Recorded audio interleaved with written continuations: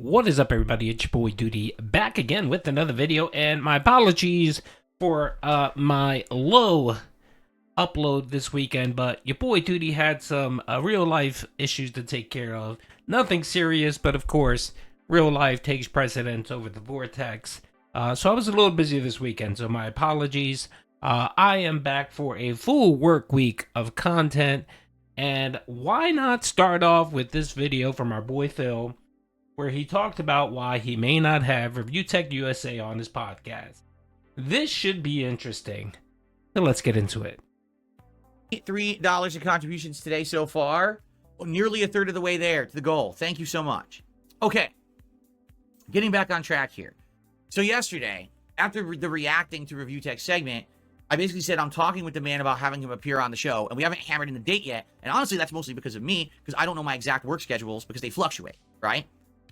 When I told you guys that I'm going to probably have Review Tech on the show, and there's a couple of reasons why I want him on, the reaction was very mixed, to say the least, okay? We had people coming, leaving comments. People were tweeting me. People were DMing me. People were emailing me. I'm not kidding. And they were like, you should not have this man on your show, okay? Now, allow me to explain my rationale of why I'm considering having Review Tech on this podcast as an interview, okay? Number one. Well, first of all, based on how many views you got on this video so far, I mean, this has been up, 7 hours, and you're raking in a cool 595 views, Phil. So just based on that solely alone, I believe you should have Review Tech USA on your streams. Your content is stale and boring, Phil. And the only time you get remotely any kind of really bump in views is when you talk about drama or when you do these interviews. So I don't understand the apprehension you have for not having Review Tech USA on. What exactly is the guy going to do on stream? You've already said it that if he comes on, high or on edibles or whatever, you're just going to hang up on him. So what exactly is the issue here, Phil? I'm very curious to know Phil's logic here. I have an opinion on what I think it is, based off of the last several interviews Phil had, and let's see what he has to say first. But just solely based on the mere fact that you have 595 views on a video that's been posted in 7 hours is atrocious. I'm gonna post this video up, Phil, and in 10 minutes I'll probably double that. FYI, just to let you know. One, we have tremendous history, correct? I mean, this guy has essentially crapped on me for 10 years on YouTube, arguably made hundreds of thousands of dollars on my back. Again, if I wasn't a content creator and I wasn't making stuff, he would have nothing to make fun of. But because I am, he does. And a day when he made fun of me is a day he would get views and make money from his audience. And it's funny because you would say, well, if that's the case, isn't it just because, you're easy to make fun of or whatever? Yes and no. All right, I feel like I'm an easy target, or I was an easy target. Not anymore because now I clap back. But I feel like I was an easy target at one point. And because, when everyone's ganging up on me, this is how you don't play, spawning this big negative movement against me. If no one ever has my back and no one's ever going to speak up for me in any rational way, I'm just talking about myself and no one really gives a shit, right? Really, when someone gets your back, things change, correct? So, he's crapped on me for 10 years. He's made hundreds of thousands of dollars on my name. He even fucking sold merch with my likeness on it without permission. I want you to think about how crazy that is, right? So, for me to have him on my show and to finally have this conversation with him about what the fuck is he up with him? Why did he latch onto me in this pretty unhinged way? Why does he keep talking about me? To this day, he's still doing it. I mean, I literally just yesterday was reacting to him reacting to me, the casino reacting to him. Like, why is he still doing it? Right? How does he not understand that if he would just do something else, something different, something creative, it would be better for him? His same shtick of let's crap on Phil today doesn't work anymore. It works for a very small percentile of his audience, and it works if he wants to court my detractors, right? So really, that's all he wants. All he wants is the detractors' attention. He'll get it, but that's all he's ever going to get. He's never going to grow. He's never going to have content that's going to have longevity. It's going to be, I need money today. I got to turn on my stream, rag on Phil for a couple hours while popping edibles, and then go back off stream, and that's it. That'll be his life forever, right? Well, first of all, Phil, what business is it of yours? What business is it of yours if Review Tech USA simply wants to get high all day and make fun of you? What business is it of yours? This is not a reclamation project, Phil. You're not. I get the sense that you feel like you need to rehab these people because apparently you were rehabbed. No, Phil, this isn't your space. This isn't your business. He's there to, he wants to be on, okay, so he wants to be on your stream to either make fun of you, to have maybe a conversation with you, and to create content so that he can have a couple days where he can talk about the interview with you.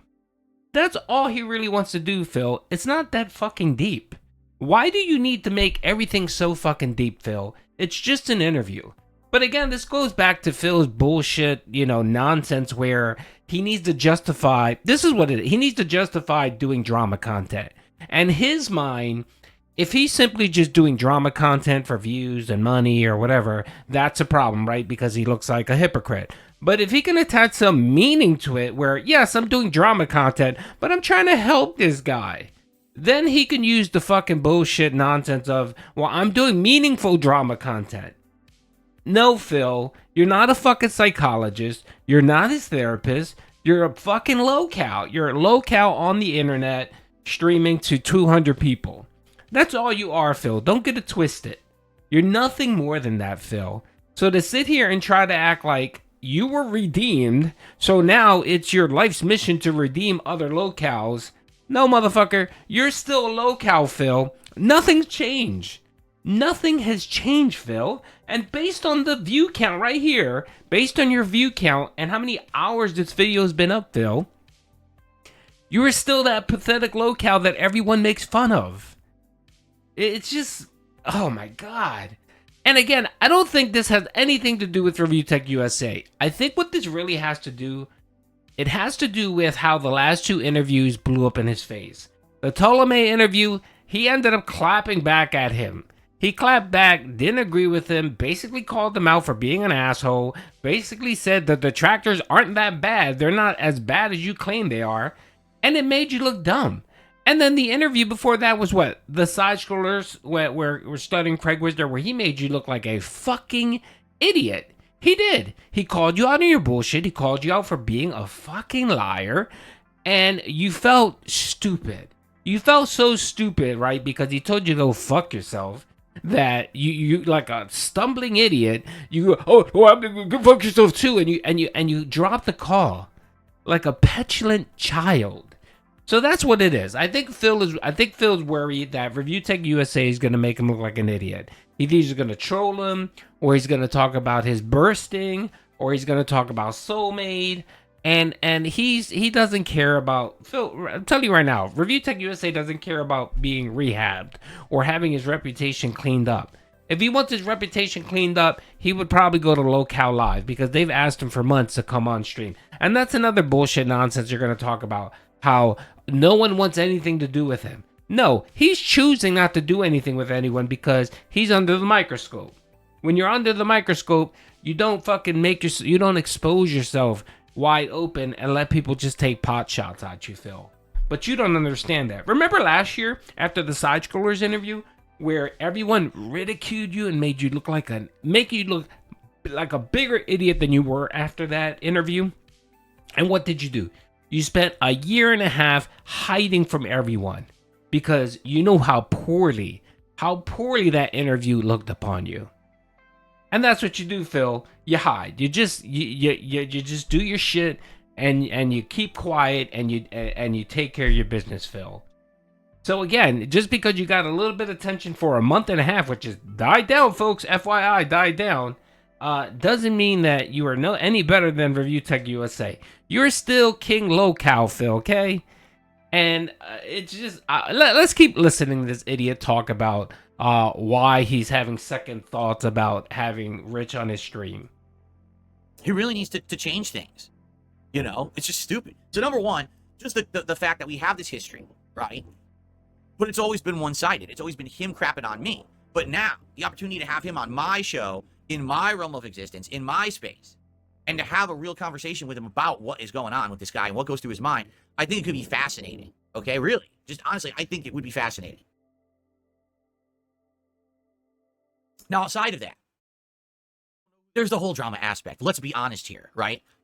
Like the drama stuff. And if ever there's going to be drama, right, definitely me and him, mano a mano, on a show, going back and forth. That's going to be drama. You just know it is. Like, what are the chances I have him on the show and it ends up being the most cordial conversation possible? Like, what are the chances of that happening? Probably 0.00001%. Right? Maybe. I mean, that's all I can think of, right? I think, here's the thing. I think it makes sense. The idea of the interview makes sense. But here's why some people have reached out to me, okay? There's two major reasons. Reason number one, people are not convinced that Rich is going to show up on the show and be a serious guest, right? They're actually convinced that he's going to come on the show and actually try to pull stunts and shit.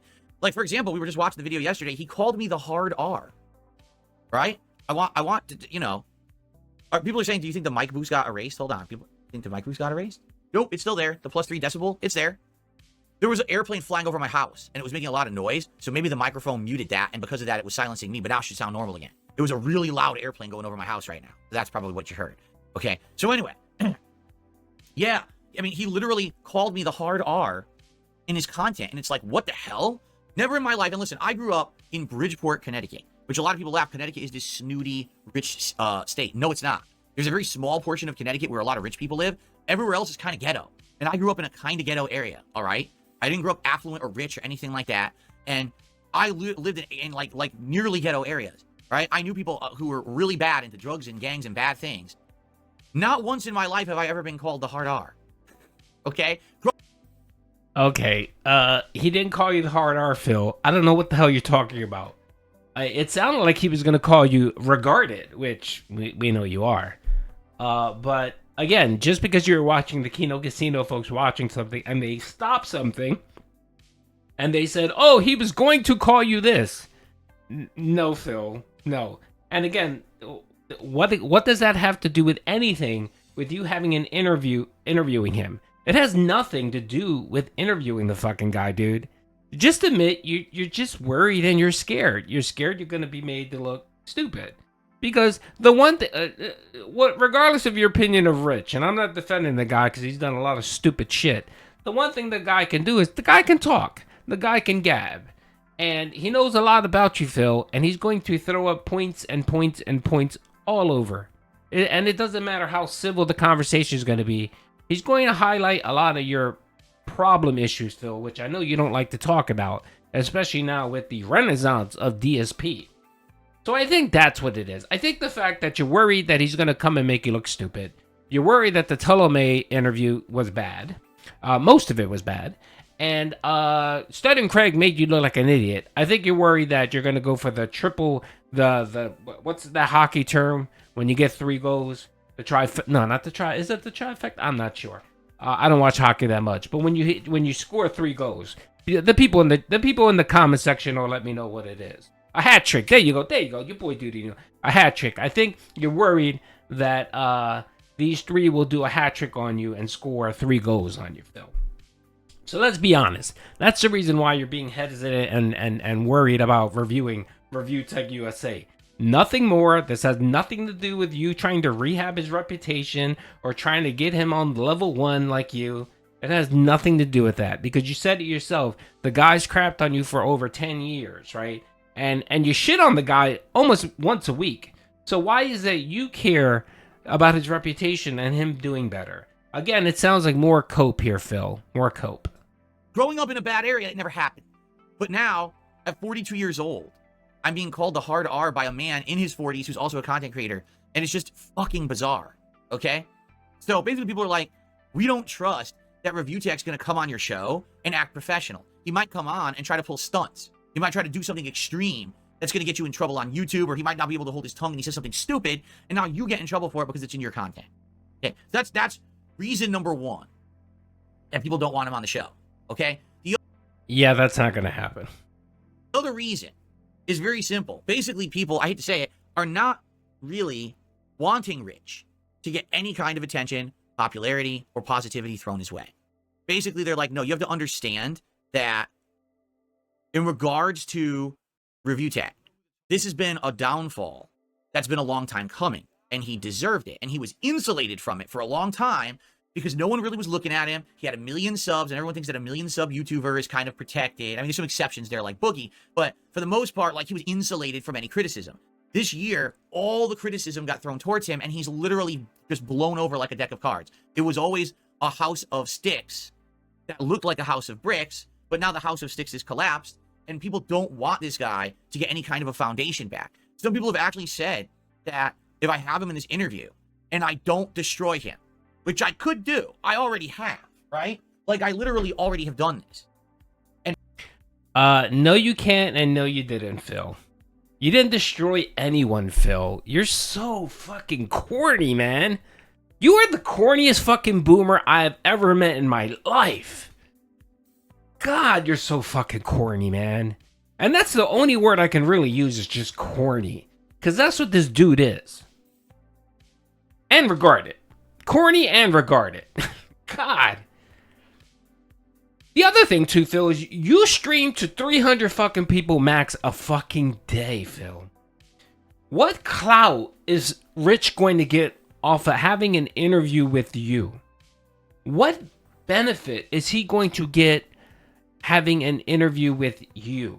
Are you sharing the super chats and the tips for that podcast? Of course not. You know you won't fucking do that. So what exactly is the benefit? He's opening himself and exposing himself to maybe saying something or putting himself in a poor light. He has nothing to gain, Phil. You are a fucking low-cow. A low-cow with 300 viewers. What exactly does he have to gain from being on your fucking podcast? You truly are regarded, Phil. I mean, the tism is just out of whack with this guy. He lives in this fucking reality that it's just confounding when you hear his logic. His logic is straight up regarded and tism. Because he actually, okay, Phil. Again, this video has been up for 7 hours. How many views are you clocking? 500 something views. No one gives two shits about who you are, Phil. You add no kind of gravitas. You add nothing of value to anyone's reputation. At that, when you get people on your stream, right?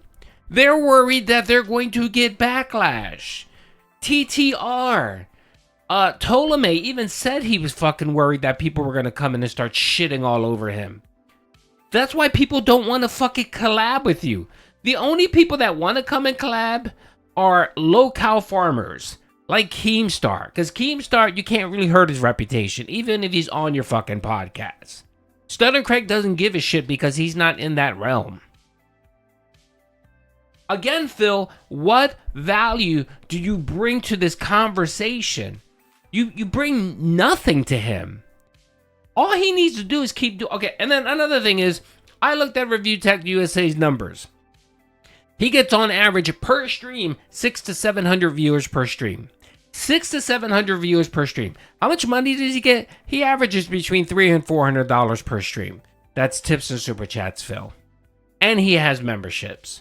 And he still gets ad revenue. What exactly are you pulling in, Phil? You're so fucking pathetic that you had to change your dent streak 3 times. You're now even fucking counting goals hit. That's how pathetic you are. And you can barely crack $150 per stream. So again, Phil, what do you bring to the table?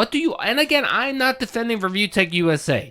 ReviewTechUSA has done a lot of stupid shit. He's been an idiot this year, and he deserves a lot of the shit that fell on him. He brought that shit upon himself. But again, Phil, what exactly is it that you're bringing to the table? What source, what magical influence do you have to help ReviewTechUSA? Nothing. So here's some advice for you, Phil. How about you just bring ReviewTechUSA on your stream? All the fucking low cows are going to make fun of you. Not low cow. All the detractors are going to make fucking fun of you. You're going to look probably stupid again because you're going to say something or do something to make you look stupid. Detractors will clip your content and you're going to be sitting here fucking butthurt. So go ahead and do it. If you don't want to do it, then you're a fucking coward. And that's all I have to say, folks. Peace out. I'm not going to rush the rest of this because it's just more fucking cope and seethe over ReviewTechUSA. Get the fuck out of here, Phil.